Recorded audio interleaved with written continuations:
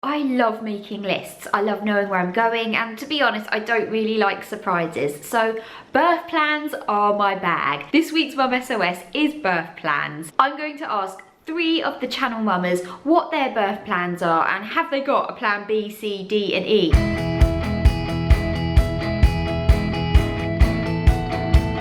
I do have a birth plan, which is to shout I want an epidural at the top of my voice as often as possible throughout the whole of labour. I don't really have one this time around. I think when you're writing a birth plan, it's really important to relax and be flexible about it and just try and go with the flow. Both times I've had epidural written on my birth plan and I've never had one, and now I just kind of feel like it's my last opportunity with my 3rd baby to experience what I've now got in my mind as this like nirvana of childbirth where you don't feel anything. I had a planned C-sections, so I chose everything from the day, the time. Just having that kind of control over something that was so unpredictable was enough to kind of keep me sane. Birth plan wise, it didn't really go to plan last time. I wasn't really strict with it, but I did really want a water birth and I couldn't have one because Jasper had pooed inside of me.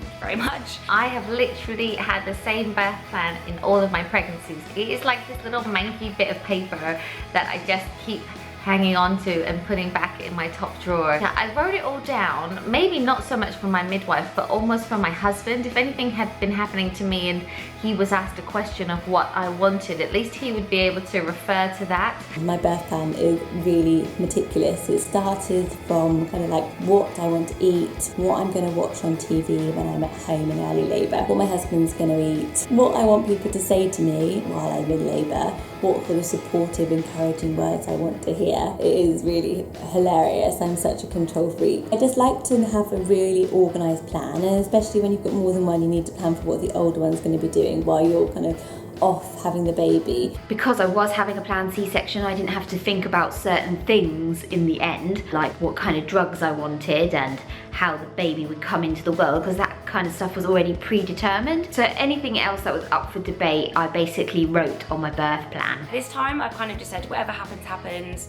I just want it to be as natural as possible and as pain-free as possible. Yeah, whatever combination that is, that would be perfect. Birth is so unpredictable, so try not to obsess too much about the birth plan, but just have in your head like who's gonna cut the cord, what pain relief you would be interested in, what you would be happy with, anything you really wouldn't be happy with, and anything you feel strongly about. Like I really wanted to, if possible, have skin to skin and breastfeed as soon as I could. So that was on there. It's really important to think about what pain relief you want. Both my midwives read that on my plan and totally followed my wishes. Especially in my first labour, I remember I'd written down that I wanted them to pass the baby straight to me for skin to skin, and I wanted my husband to be the one to tell me what it was, if it was a boy or a girl.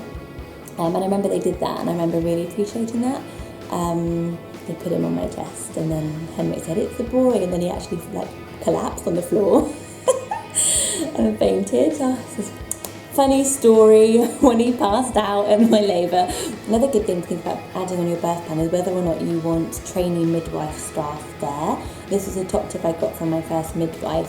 She said, why don't you put down that you don't mind having some trainee staff there, because they will be an extra pair of hands, they'll go and get cups of tea, they'll rub your back, they'll, you know, kind of just be there, and kind of the more the merrier, in my opinion. You do not know what's going to happen, so just be ready. The main thing is just getting that baby out and healthy and here. So there you have it, 4 very different birth plans by 4 very different women. Every birth and labour is completely different and unique, and apparently so are our birth plans. I'd love to know what is on your birth plan, or what was on your birth plan that we haven't mentioned in this video. Leave us a comment below, and while you're down there, hit the big red button and don't forget to subscribe to Channel Mum so you don't miss a thing.